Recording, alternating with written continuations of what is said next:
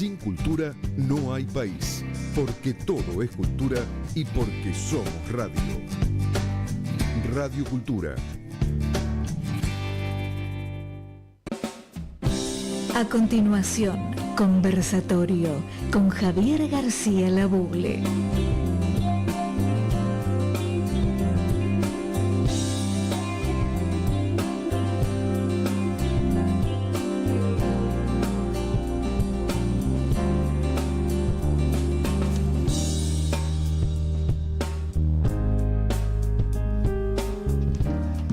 Amigos, muy buenas tardes.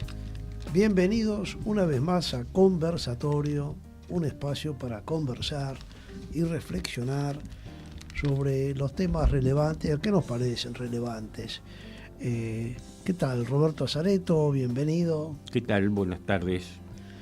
Hoy tenemos tiempo, así que le voy a hacer una presentación completa, como siempre. Político, escritor, académico, presidente de la Academia Argentina de Historia, ha escrito varios libros, hoy podemos hablar de algunos de tus libros, y también con muchas inquietudes, actualmente es presidente del Club Francés, así que bueno, compañero de ruta en este programa, hoy vamos a poder conversar. No sé si Marcos Victorica te has conectado desde Miami.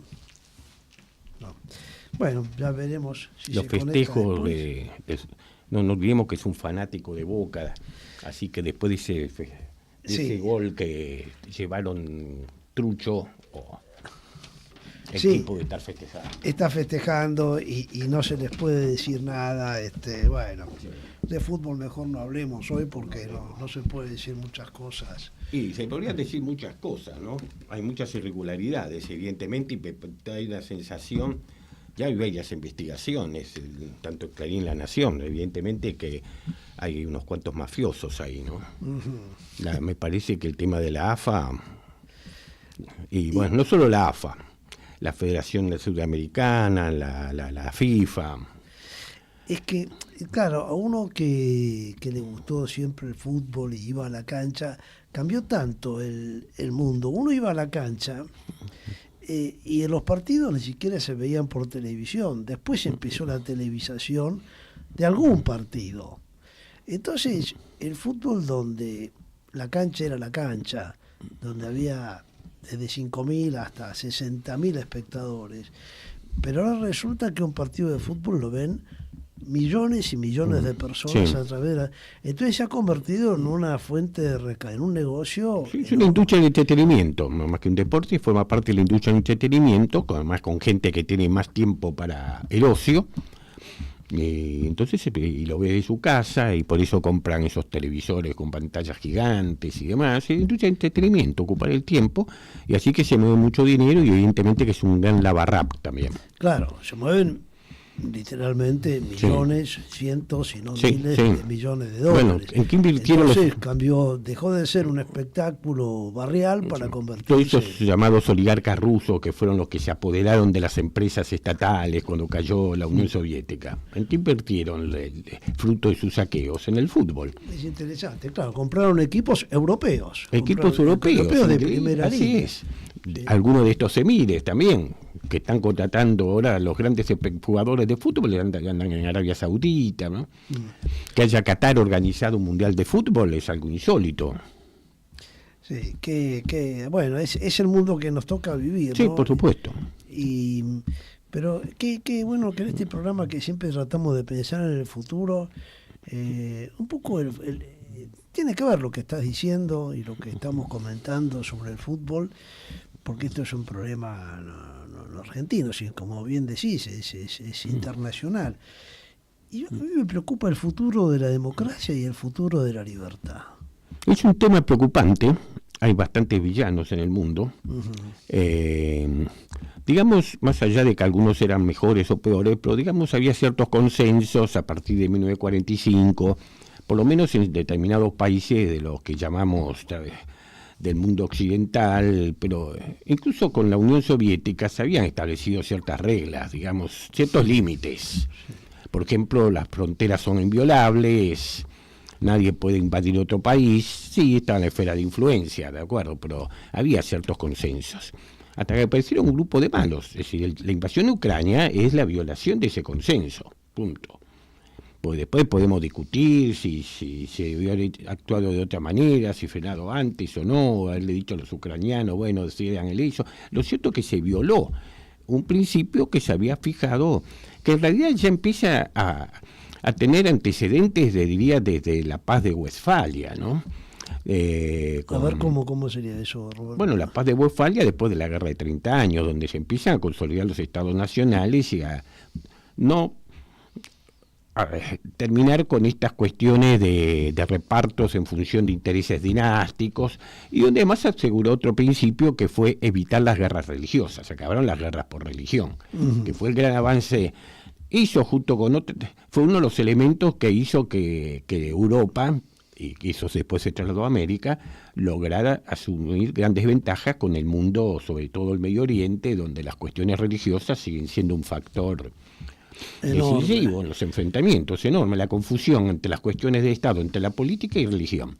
Bueno, ahí tenemos el otro conflicto que nos acompaña, ¿no? El de Israel y Gaza, que tiene componentes religiosos. Que tiene componentes religiosos, que vienen de Jerusalén, que es la capital de las tres grandes religiones monoteístas, con los componentes a su vez que dentro de una de las religiones monoteístas, la musulmana, tienen conflictos tremendos también que llevan desde casi desde la muerte de Mahoma entre los chiitas y los sunitas.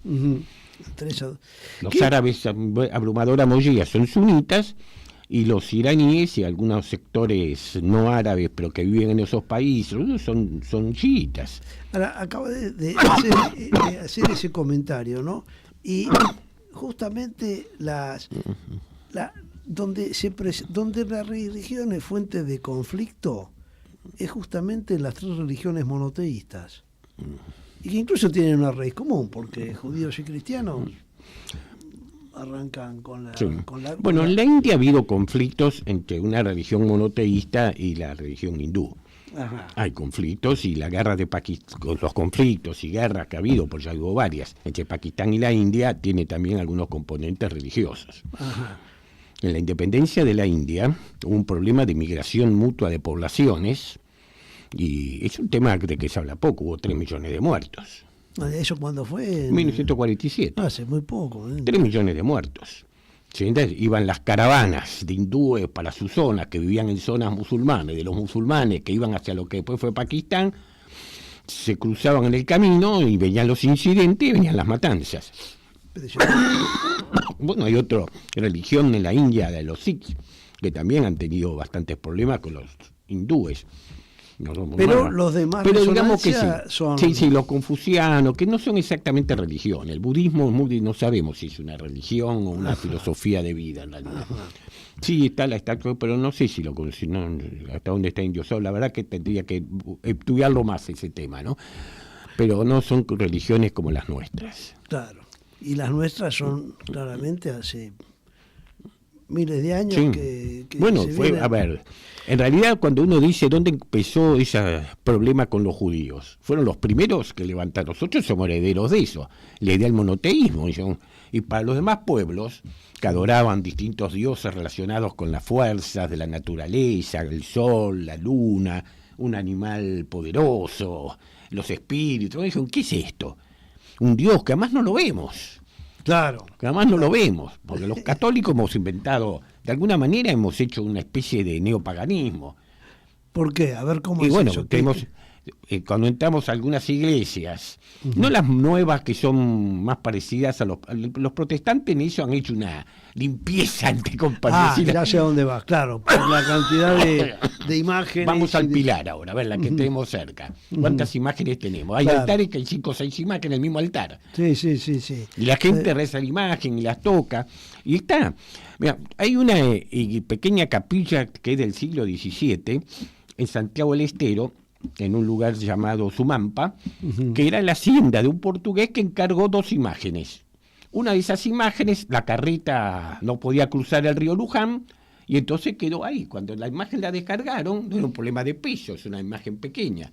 Y ahí de donde viene la Virgen de Luján. La otra siguió para donde el portugués la había inventado, la Virgen de la Consolación, que el 8 de diciembre suele haber 200.000 personas en una provincia de 1 millón de habitantes, ¿no? Una cosa impresionante. Santiago del Estero. Bueno, me acuerdo, hace 3 años resolví hacer una gira por Santiago del Estero. Sí. Dediqué una semana a recorrerla. Y la había recorrido unos años antes, siendo ministro de la intervención. Entonces quería ver cómo estaba eso. Y pasé por ahí, por la capilla de Sumampa, y hay carteles que ha puesto el párroco: no toquen las imágenes. La gente la toca. Qué cosa, ¿no? Y está bien, claro, no toquen, no. La gente va y la quiere tocar a la imagen de la Virgen. Bueno, son cosas que nos ha quedado. Pero bueno, lo que pasa es que hay cierta cultura, de la cultura, que vienen, que las tenemos muy adentro. Bueno, lo que pasa que también una vida sin fe es una vida muy triste. Es muy triste. Una vida sin fe es muy triste. Muy triste. Algo así dijo Leopoldo Lugones cuando se convirtió al catolicismo, recuperó la fe ya por el año 30-31. Y alguien le pregunta, no sé si era el padre Castellani, posiblemente, creo que contribuyó mucho a eso. Y Leopoldo Lugones dijo: porque me sentía muy vacío. Qué bueno. Y que, claro, bueno, y otro escritor que también se convirtió fue Albert Camus, ¿no? El autor de La Peste. Sí. Bueno, el que se convirtió al catolicismo también a los 30 y pico, 40 años fue Chesterton. Chesterton, claro, que Sí, después sí. escribió mucho, con un sentido bastante religioso. Tiene una frase, ¿no? el 8 días pasado lo hice en mi columna de que tengo semanal el diario Los Andes. A ver. Porque, mira, me pasó un día en lo del Casa de Derecho como un amigo cercano, un señor que no iba a nombrar, diplomático retirado. Yo hablaba de que los valores fundantes de nuestra nacionalidad, de los argentinos, son la libertad y la igualdad. Uh-huh. Que ya lo tenemos en nuestro himno: libertad, libertad, libertad, vete en trono la noble igualdad. Uh-huh. Que esos son los valores fundantes de nuestro país. Y entonces esta persona, que hacía 40 años que no la veía, la verdad que nunca le tuve simpatía, dijo: eso de la igualdad es un macanazo. Porque, ¿qué igualdad? No todos nacemos con la misma altura, los mismos kilos, tenemos algunas de ciertas taras, otros menos, formaciones, unos son gordos, otros son flacos, otros tienen 120 de inteligencia, 890, es una pavada, no hay igualdad. Y hace poco, releyendo a Chesterton, dice: hay gente que dice que lo de la igualdad parecía que hubiera estado en la conversación, que hubiera estado el espíritu. Hay gente que dice que no somos iguales por esto. Yo los califico de imbéciles. Así lo dice sí. Chesterton, ¿no? Sí. Los califico de imbéciles. Porque parece que se han olvidado, que en definitiva todos somos hijos de Dios. Y eso nos hace iguales. Qué bueno. Esa es la síntesis. Somos todos esa es la síntesis. Esa es la síntesis perfecta. Por lo menos lo que creemos los cristianos, los judíos cristianos. Pues lo que creemos en un Dios creador. Dios creador, los judíos sí, la concepción judío-cristiana de la vida. Y es que, claro, es que muchas veces la concepción de igualdad pues genera temor también, ¿no? Porque claro, el concepto de igualdad ha sido, por los populismos también, mal utilizado. No es igualdad que todos tenemos que vivir iguales. Somos igualdad de oportunidades, igualdad ante la ley. Bueno, pero ahí la igualdad en la diversidad humana, pues somos diversos los humanos. Somos diversos. El tema de igualdad de oportunidades viene en temas como los que se planteaban en la marcha de ayer, uh-huh. Que no es la igualdad de oportunidades que tiene tu hijo o mi hijo, uh-huh. No es la misma que tiene un muchachito que nació en la Villa 31 o un muchachito que ese a su vez de la Villa 31 es un privilegiado al lado de un chico que nació en el Impenetrable. Uh-huh. Exacto. Porque ese chico de la Villa 31 viene al colegio de 5 esquinas y tiene el hospital Rivadavia y a 20 cuadras. Así es. Y ahí hay un tema que yo creo que vale la pena que lo toquemos, y te invito a que lo toquemos en el próximo bloque, que es este tema de la educación como un puente a la igualdad. No podemos, creo que vale la pena que aclaremos algunos tantos sobre este tema, porque ayer pasó algo muy llamativo. Claro, ese es el tema. Y creo que ese es el tema. Pero hacemos un cierre de este primer bloque escuchamos un tema musical y seguimos conversando con Roberto Azareto.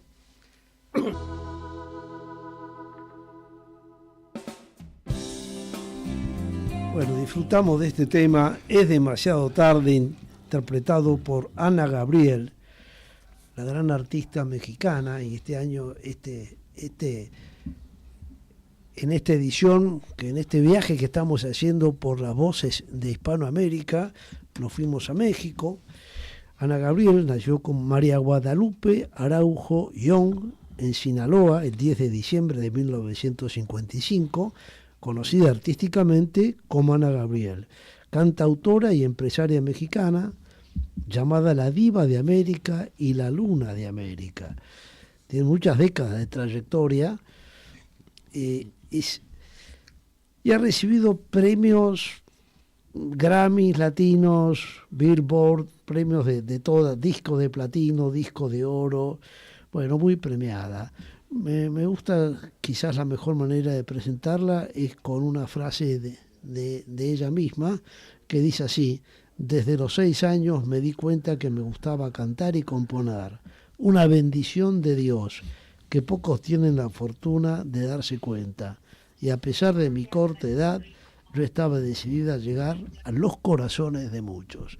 Qué definición. Vamos a seguir disfrutando después de otros 2 temas de Ana Gabriel.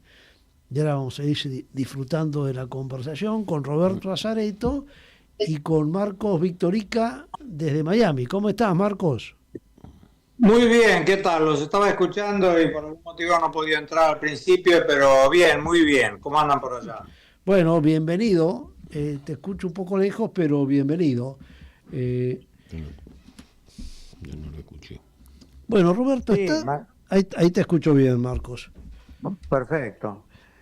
Acá estábamos con Roberto, cerramos el primer bloque con el tema, bueno, estábamos charlando de la igualdad y la educación como un puente imprescindible a la igualdad, y en el caso argentino ha sido una experiencia evidente a lo largo de las décadas el rol que tuvo la educación. Creo que en Estados Unidos también. La igualdad es indispensable, pero además, a ver, por un lado está el tema de facilitar el ascenso, pero además es una necesidad también del sistema. A ver, la educación primaria obligatoria era imprescindible para el proceso de la revolución industrial. Que es lo que algunos entienden. Hay una carta de Rosas a Josefa Gómez, donde lo dice durante la presidencia de Sarmiento. Bueno, sí te dije que Sarmiento era un loco, sigue insistiendo con esto, me dicen que está haciendo escuela. ¿Quién va a trabajar si la gente se dedica a leer y escribir? Increíble. Es decir, claro, se había quedado en el tipo que estaba domando ahí potros en la pampa y no se daba cuenta, en definitiva, a pesar de que hacía 20 años que vivía en Inglaterra, que ese mundo necesitaba gente que supiera leer y escribir. Un maquinista de tren, se estaban construyendo ferrocarriles, ¿cómo iba a manejarse si no sabía leer y escribir? Claro, El mundo era muy distinto. Como nota de color, en la época de Rosas la educación la manejaba la Iglesia. Estaba prohibido enseñarles a leer a los negros y a las mujeres. Sí, Felipe II también en las instrucciones de América dicen tienen que leer a las mujeres. Es más, eso fue todo en la historia, no fue solamente acá, Marcos. No, por supuesto, por eso le introduje con cómo cambian las épocas y abonando lo que decía Roberto de que la revolución industrial fue el gran igualador de mucho, inclusive finalmente la esclavitud termina por la revolución industrial. Peco de ser economista, termina porque era más barato que los trabajadores fueran empleados y no esclavos. Claro, a ver, la potencia de la máquina hizo que la productividad aumentara de tal manera que convenía tener gente asalariada manejando máquinas y no esclavos manejando con las tecnologías anteriores, la fuerza del músculo. Y además me imagino que a lo que apuntás, Marcos, es que el asalariado ya supuestamente vivía en su propio hogar y se autosostenía, si es que el salario le alcanzaba, mientras que los esclavos vivían en las plantaciones del amo y el amo los alimentaba. Claro, exacto. Es duro hablar así, pero es la realidad. No, es un mundo... Exacto, vos que sos un autor avesado, digamos, de la época de la colonia y qué sé yo, conocés cuál era la historia de los esclavos, por lo menos en la colonia de Sudamérica o de Argentina, y es así, finalmente termina siendo mucho más eficaz para todos. Pero más allá de eso, está claro que la educación es la base del crecimiento, de la fortuna, de la distribución, de todo. O sea, no hay discusión. Y cada vez más. Cada vez más. Vamos a dar este dato. En los países desarrollados, los países más competitivos, el 60% de la población tiene estudios terciarios. En nuestra región, incluida la Argentina, el 20%. Claro, viste que salió una nota que creo que yo le favoré estos días, creo que de Pablo, no me acuerdo bien, pero no importa.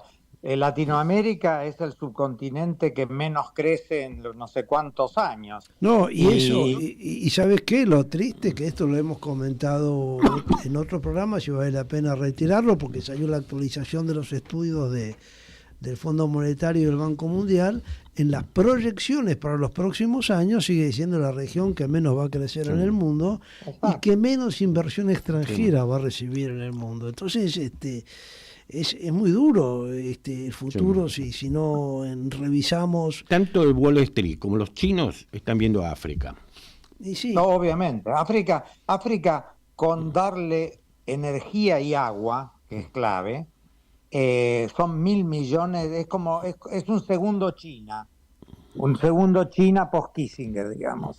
O sea, a partir de que China se incorporó al mundo más capitalista, fue lo que todos sabemos. África es otro tanto que está esperando, y fundamentalmente con agua y energía, África pasa a ser China, digamos. Es lo que bueno, y el fenómeno de la India. El otro día me acordaba de un legislador de estos libertarios, Marra, hablando de este asunto de la universidad, dijo, bueno, hay otras prioridades, claro que la universidad, pero primero hay que arreglar que la gente coma, porque hay gente que no está comiendo, que esperen las universidades. Y yo me acordé de un personaje indispensable junto con Gandhi en la independencia de la India, como fue Jawaharlal Nehru, el Pandit Nehru, que en cuanto la India tuvo su independencia, destinó una parte sustancial a investigación, a promover la ciencia, la tecnología, y le decían eso. Pero estamos gastando en mandar científicos y mandar gente al exterior y a las universidades de Inglaterra y Estados Unidos cuando tenemos hambre. Y él decía, precisamente, yo estoy pensando que no tengan hambre nuestros nietos. Claro, no. Bueno, hay que poner el tema Espera, Marco, espera, que quiero ordenar esto un poquitito. Yo creo que el tema central, y con lo que ha pasado estos días acá en nuestro país, y creo que podemos aportar algo de luz y definir algunos temas, que no se confunda todo lo que es falta de transparencia y necesidad de ajustar tuercas cuando ha habido corrupción, con temas fundamentales como es el de la educación y la igualdad de oportunidades, que es la base de la libertad, y creo que lo que distinguió a la Argentina del resto de la región durante décadas. Me sorprende que esto se discuta, francamente. Sí, no sé quién lo discuta. Yo sí me acuerdo. No, lo discute el presidente de la República, digámoslo claramente. Puede serlo. Hace 40 años, te acordarás, Marcos, que se pegaron algunos cartelitos en los autos que decía achicar al Estado para agrandar la nación. ¿Cuál era lo que se decía en esa época? Si el Estado se desprende de empresas que no tiene por qué tener, va a tener más fondos para las obligaciones básicas del Estado, las funciones indelegables, que eran la defensa, la justicia y la seguridad, pero te incluía también la educación y la salud. Obvio. Ahora quieren suprimir la educación y la salud. Espera, yo no sé quién quiere. El presidente de la República. Que además tiene el resentimiento de no haber aprobado el ingreso a la Facultad de Ciencias Económicas de la UBA. No entro en este debate. Sí, rescataría la frase de Churchill cuando en Inglaterra le dijeron lo mismo, que estaba gastando mucho en educación, y contestó, si les parece cara la educación, cuéntenme cuál es el costo de la ignorancia. Sí, que obviamente es 100 veces mayor.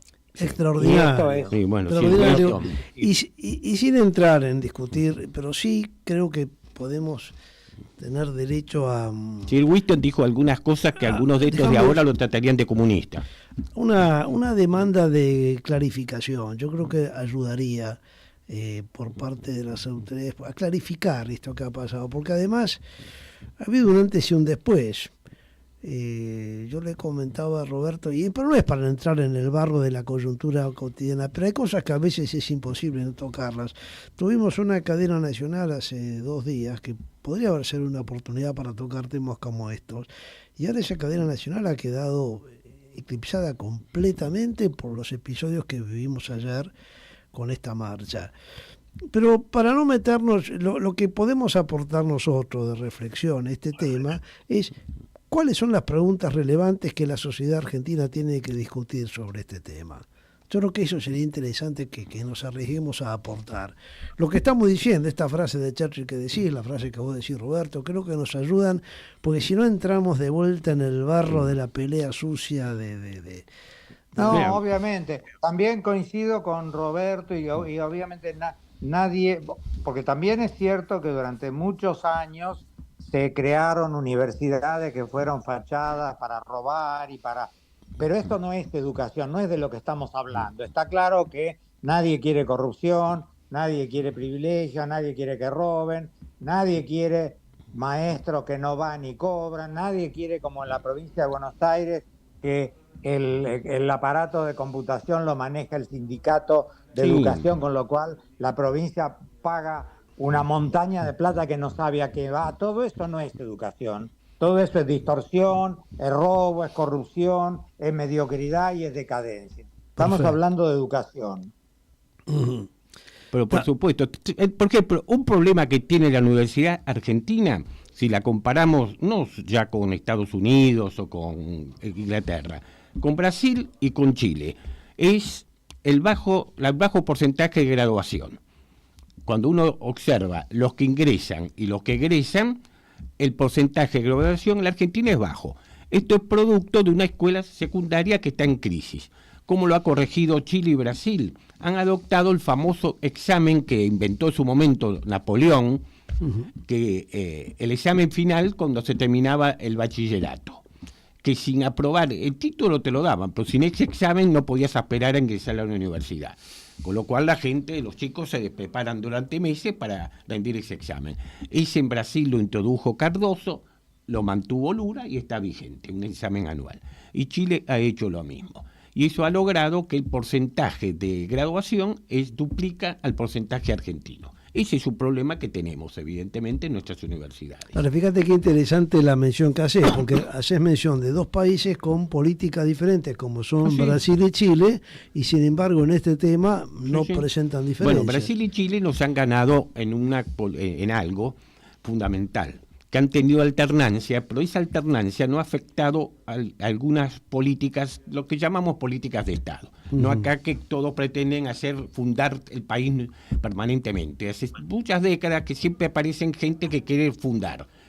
Claro. Empezó la nueva etapa. No solamente eso, sino que hay otras distorsiones, porque yo me acuerdo, como ustedes se acordarán, cuando el libreto demagógico retrógrado, progresista era: hay que poner el hospital de niños en el Sheraton, porque si el hospital de niños no es bueno, ¿cómo vamos a tener un hotel Sheraton? Sí, siempre con ese parámetro lo único que hace es exaltar la decadencia. Y la realidad es que la universidad pública sea para todo el mundo, obviamente no implica tampoco que el que va con un BM y pueda pagar no pague, porque total es público, y entonces se pague con los mismos impuestos que paga. Esa discusión hay que darla.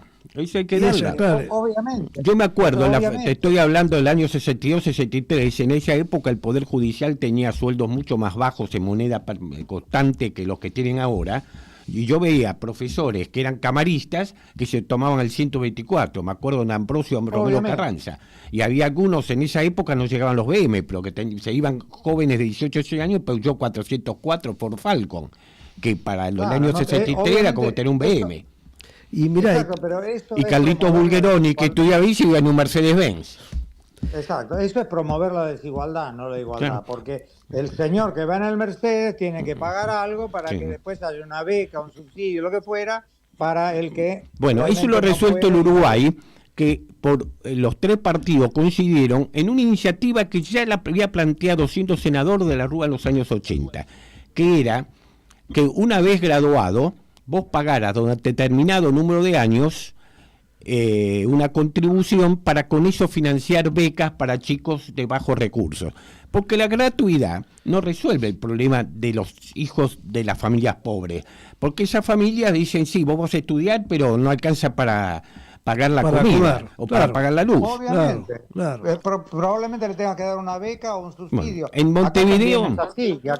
Acá después tenés el préstamo universitario que lo pagás después cuando empezás a trabajar. En la Universidad de Uruguay, el 20% en este momento, pues ya lleva 25 años esto, son chicos de bajos recursos que tienen todos los meses un ingreso de $250 con la condición de rendir determinado número de materias, por supuesto. No financian al estudiante.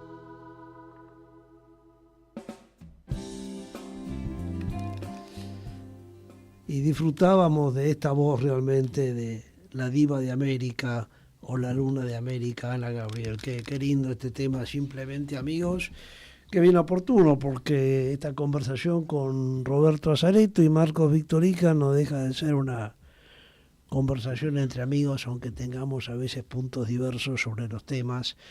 Y yo creo que este último bloque... recalquemos esta función de la educación como un auténtico puente al futuro, y las falencias que tenemos en nuestra región. Podemos mencionar el caso hoy particularmente argentino, que está siendo conflictivo, con el afán de no generar polémica, sino de aclarar puntos. Creo que lo venimos haciendo en los otros 2 bloques, y los invito a continuarlo haciendo en este tercer bloque con una mirada hacia el futuro. ¿Qué futuro tiene América Latina si la educación no tiene futuro? Esa sería la pregunta. Ahora, en general, yo creo que hay un punto ahí, importante, que es que habitualmente lo gratuito no es generalmente la respuesta. En primer lugar, por ejemplo, cuando uno recibe publicaciones gratuitas, no las lee porque son gratis, quiero decir, se desvaloriza. Eso no quiere decir no darle oportunidades al que las merece, al que puede, al que quizás por becas o lo que fuera, pero tampoco es bueno que la universidad se llene de gente que no tiene otra cosa que hacer porque es gratis. Primero, porque esos no son los que menos tienen. Los que menos tienen, como decíamos hoy, necesitan una ayuda, si tienen capacidad para ser estudiantes universitarios, porque no pueden ir a la universidad porque tienen que salir a laburar, porque hace falta plata para la casa. Entonces es mejor ayudarlos en eso. Y no tener un montón que son clase media, media alta, que van a la universidad porque total es gratis. Eso no sirve. El otro tema es que la universidad es muy importante para los que tienen la actitud y la capacidad para eso. Hay gente que es mucho más capaz para deportista que para estudiante. Y entonces no tiene sentido que lo hagas estudiar porque sí. Entonces, eso también hay que ver, ponerlo en el tamiz. Insisto, no tiene que ver con que no se le dé una oportunidad al que la merece y al que se esfuerza por eso. Pero que sea gratuita para cualquiera y sin restricciones no ayuda, al revés. Lo que hace es que elimina recursos del pueblo para tratar de que su gente más capaz sirva para hacer enriquecer al pueblo. Ese punto que marcás me parece muy valioso, porque acá habría que abrir como 2 temas distintos, ¿no? Una cosa es la función de la educación pública, y que ese no debería entrar en discusión. Y otro tema es el que vos planteás, es, bueno, ¿cuál es la mejor manera de financiar la educación pública? O en este caso la universidad.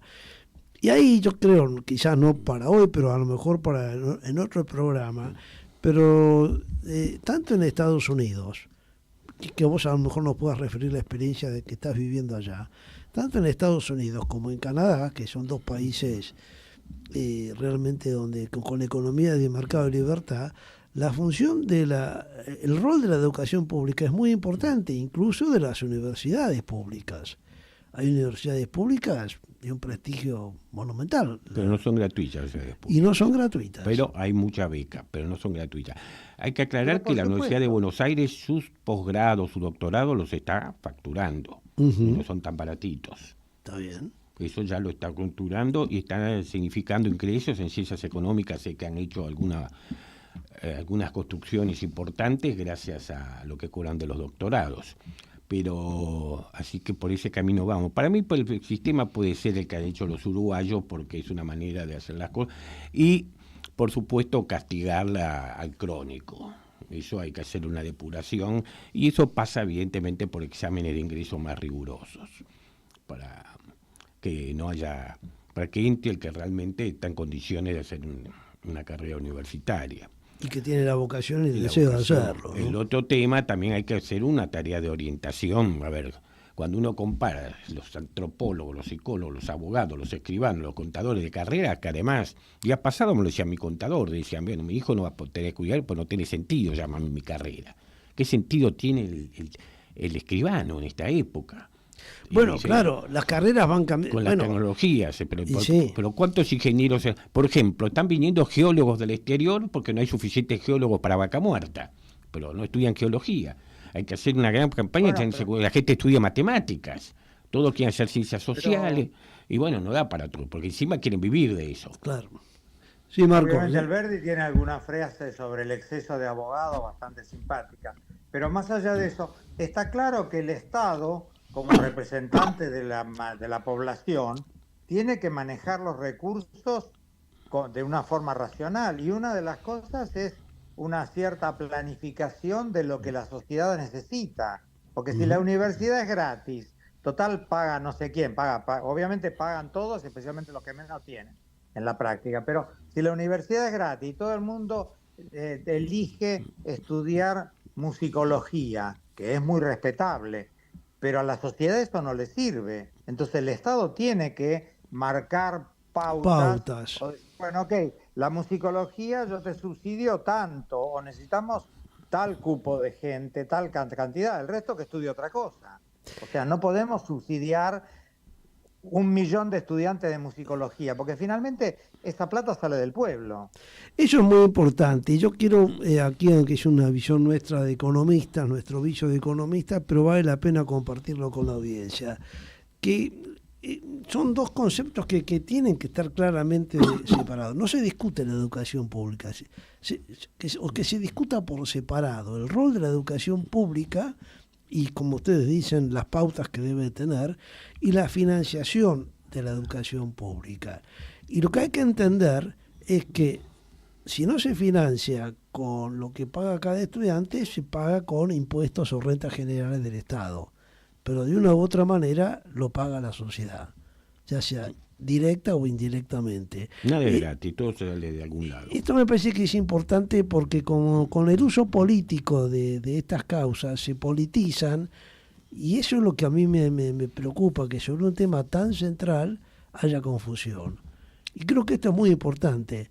Lo que podemos discutir aparte, Javier, es cómo se financia la educación. En realidad no todos son temas de eso, política. sino que la prostitución, escúchame, como pasa igual que la inflación, emitís mucho porque es gratis. ¿Qué pasa? Los pesos no valen nada. Exacto. Ustedes se acordarán, como yo, cómo los graduados entre el 73 y el 75, que era la universidad del Viva la Pepa y de todo es gratis, qué sé yo, después nadie los quería tomar. Y sí, algunos se recibieron. Y entonces, algunos se recibieron en 2 años, imposible era eso. Esto no le sirve, exacto, esto no le sirve a nadie. No esa es una estafa, eso es una estafa, digámoslo como, es una estafa al estudiante y a la sociedad. Exactamente. Sí. Así como estafás con billetes que no valen porque emitís, estafás con universitarios que no tienen la capacidad que tendrían que tener, porque total vos le abrís la puerta a cualquiera y no tenés restricciones. No sirve eso. Sí, eso se está tomando en cuenta. Yo he visto, algunos pasan en las entrevistas, pero alguna vez he visto avisos en los diarios incluso. Graduados de universidad tal, abstenerse de presentarse. Y la literatura nos ayuda mucho, ¿no? Mi hijo, el doctor, por algo se convirtió en una lectura tan esclarecedora, ¿no? Y bueno, eso es lo que ha distinguido nuestros países, la Argentina, Estados Unidos, frente a una Europa que era una sociedad muy estratificada.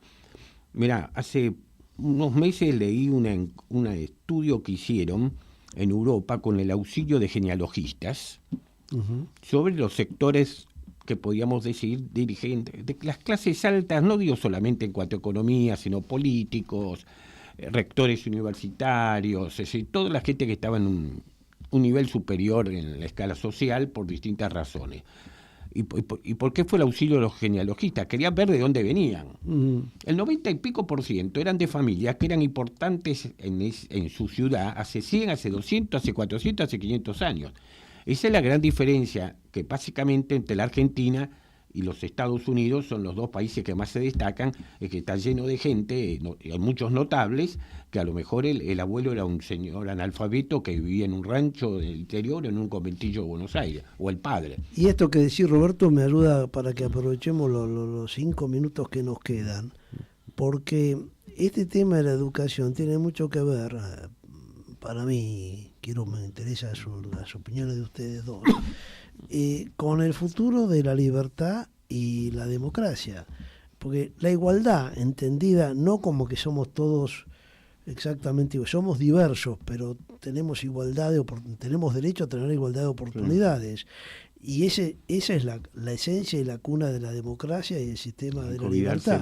Como lo escribió Jefferson en la Declaración de Independencia. Ahora te doy la palabra, pero déjame decir esto, porque si no caemos en las trampas de los autoritarismos populistas de un lado y del otro, que justamente descreen de ese sector medio y autosustentable que basa su crecimiento en su propia determinación y en el cual la educación, el capital humano que llamamos los economistas, es un arma fundamental. Entonces, en los sistemas autoritarios de izquierda o de derecha, ese sector de la población molesta. En cambio, si tenés una élite, como era en Europa medieval, y una clase empobrecida que solamente obedece y come, es más fácil continuar con la perpetuación del poder. No sé si además yo siempre tengo una gran, prevención con el texto igualdad, inclusive más todavía cuando lo dicen gente de las religiones, cualquiera sea, porque la verdad es que Dios, llamale, tomalo como quieras, el Dios que sea, por algo nos hizo desiguales. Yo no voy a ir mañana a la iglesia a enojarme con Dios porque no me dio los talentos de Messi. No me déjame. Nos hizo iguales, ¿sabes en qué? Y eso no lo dijo yo, lo dijo Chesterton, nada menos. Porque todos somos hijos de Dios. Claro, pero en eso somos iguales. Déjame hacerte un aporte lingüístico, Marcos. Nosotros, justamente en el primer bloque lo dijimos, y yo entiendo y concuerdo con lo que vos decís, pero si cambias un poco la palabra, Dios nos hizo diversos. Claro.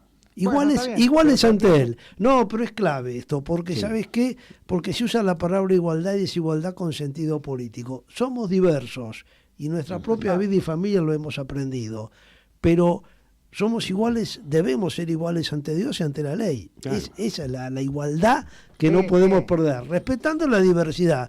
Iguales te puede ir bien o te puede ir mal. Está en la Declaración de Independencia Americana. No queda mal decir que yo juego al fútbol peor que Maradona. Exacto. Ahora, si yo digo que vos sos menos inteligente que yo, discrimino, no sé por qué. Pero la realidad es que así como Maradona o Messi juegan mejor que nosotros, hay gente más inteligente y menos inteligente hecha por Dios. Y no está mal. Pero esto obviamente influye en la sociedad. Por algo yo no estoy en la selección y Messi sí. Y por algo... no sé, el premio Nobel o Einstein es Einstein y yo apenas sé la fórmula del agua. Así es. Bueno, da para mucho más esto y creo que vale la pena que lo sigamos hasta que traigamos a algún invitado para seguir discutiendo esto. Pero en última instancia, yo creo que la libertad lo que nos permite es que cada uno de nosotros decida su futuro. Bueno, se nos fue el tiempo. Gracias, Roberto. Gracias, Marcos. Tú lo decidiste. Gracias por acompañarnos, amigos de la audiencia, y nos vemos en la próxima.